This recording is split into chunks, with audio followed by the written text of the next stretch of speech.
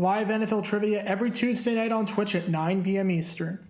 Come show off your football knowledge and have a chance to win cash prizes. Check the link in the description to find out more. And now, on with our feature presentation. The 1994 NFL Draft was nothing short of chaotic.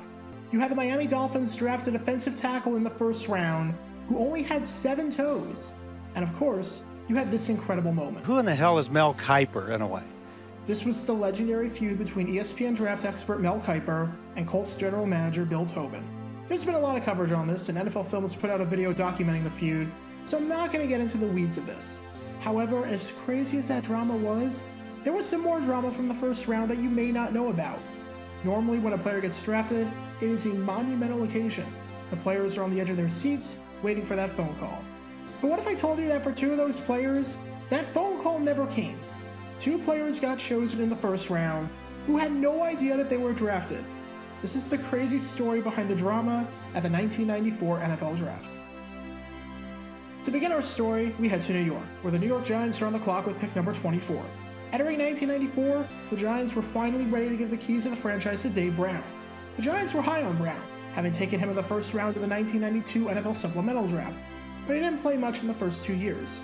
This was still Phil Simms' team, so much so that in 1993, Brown didn't throw a single pass.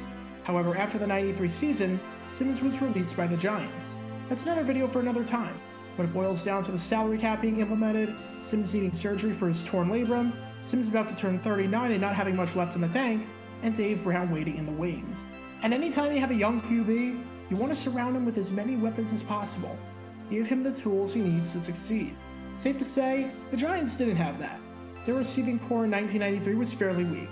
It might have been the worst in football. 2 of their top 3 receivers from 1993 were on the wrong side of 30. Mark Jackson led the team with just 708 yards receiving, and in second place was Chris Callaway with 513. The leading receiver on the Giants was 41st in the league that year in yardage, and the second leading receiver was 71st. And Mike Sherrard, the third leading receiver on the team, was on the wrong side of 30 and had a broken hip. It was abundantly clear that the Giants needed help at the position, with many draft experts projecting that the team was going to address the position in the first round. By this point in the draft, only 2 receivers had been taken. The Steelers chose wide receiver Charles Johnson out of Colorado with pick 17, and the Lions chose wide receiver Johnny Morton out of USC with pick 21. The Giants had quite a few options with this pick. Derek Alexander out of Michigan, Darnay Scott out of San Diego State, and Isaac Bruce out of Memphis were some of the names floated around as possible picks if the Giants were going to go this route. One name that wasn't being thrown around was Indiana wide receiver Thomas Lewis. Lewis had a great career at Indiana, and in 1993 had a fantastic season with the Hoosiers, finishing the year with 55 receptions for 1,058 yards and 7 touchdowns. He ranked 3rd in the conference that year in receptions, 4th in receiving touchdowns, and 1st in receiving yards. And all 3 of those statistical categories ranked inside the top 10 all 3 years he was with the program. He even held the school record for most career receptions, having caught 148 passes. But despite his great collegiate career, Lewis was not projected to be chosen high. Some boards had him as low as round 5, although thanks to some late rising, he was projected at this point to go somewhere between rounds 2 and 3. As many players do during the draft, Lewis held a watch party with his family and 40 or so guests at his mom's house in Akron, Ohio. His family was asking him when he was going to get drafted, and he repeatedly said that he didn't know. In fact, he was so stressed about the whole situation and the constant questions about his draft status that he decided that he was going to sleep and take a nap. With that, he went upstairs to his bedroom and fell asleep, thinking that there was no way whatsoever that he was going to be chosen. However, Lewis got woken up by his family screaming downstairs when his name popped up on the television screen. Turns out, the Giants had drafted Lewis, and no one had any idea. It's not even like he got woken up with a phone call or something like that. The Giants tried contacting Lewis, but couldn't get to him because he was asleep. And even though the Giants still had 11 minutes left on the clock to make their pick, instead of just trying to reach him again, they said screw it and drafted him anyways. Lewis even said himself that he thought it was going to be at least 10 picks before he got chosen, and that this came as a shock to him. With pick 24, the Giants chose a player that had no idea he was getting drafted. All the Kansas City Chiefs had to do with pick number 25 was not do that. Somehow, they screwed that up too. Alright, we just had the chaos at pick 24 with the Giants drafting a player who had no idea what was going on. Let's switch to the AFC where we head to Kansas City with pick 25. One of their biggest needs was running back. Who knows how much longer Joe Montana has left in the tank? So the idea is stack the offense as much as possible so you can make a Super Bowl run with Joe at the helm, especially since you came so close in 1993 before losing in the AFC Championship to Buffalo. Their leading rusher in 1993 was Hall of Famer Marcus Allen. Yes, he led the league in rushing touchdowns with 12, but in their mind, they had to be thinking how much longer he has left in the tank.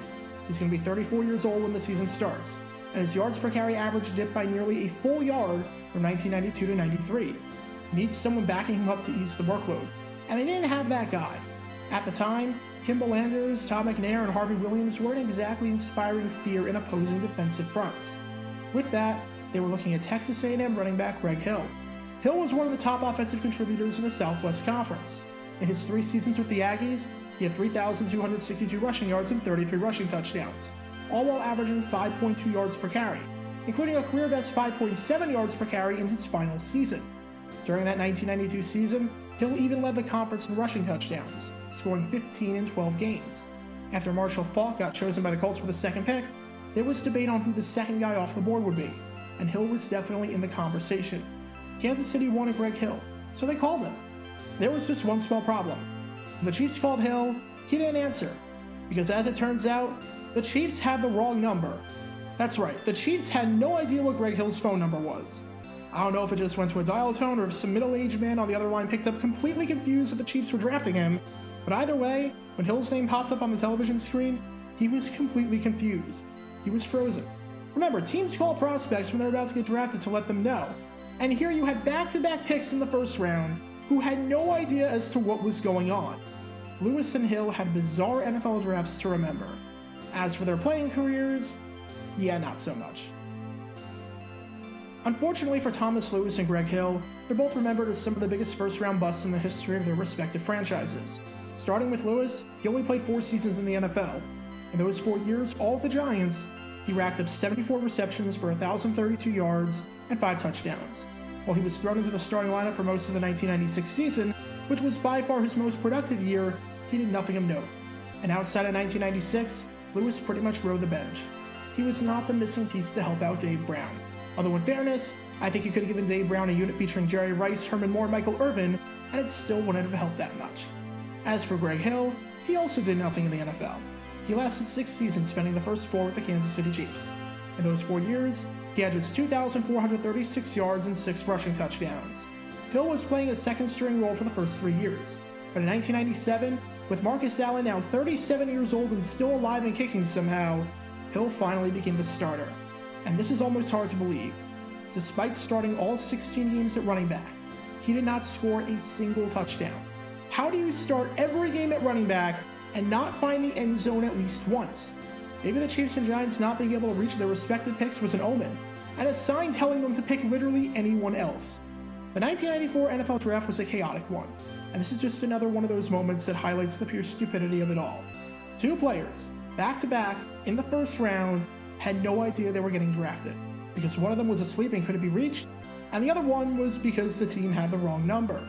At least with regards to the first round, and especially with the wrong phone number, I don't think we're seeing anything like this happen again.